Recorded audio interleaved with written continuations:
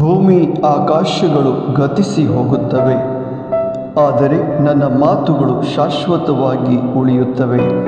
ಲೂಕ 21ನೇ ಅಧ್ಯಾಯ 33ನೇ ವಚನ.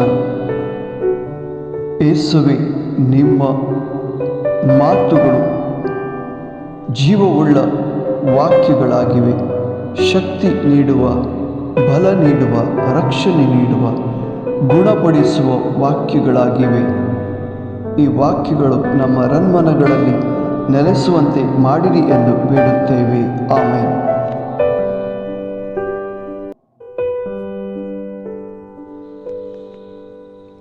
अंतराळ आणि पृथ्वी सरतली, पूण म्हजी उतरां सरची नात.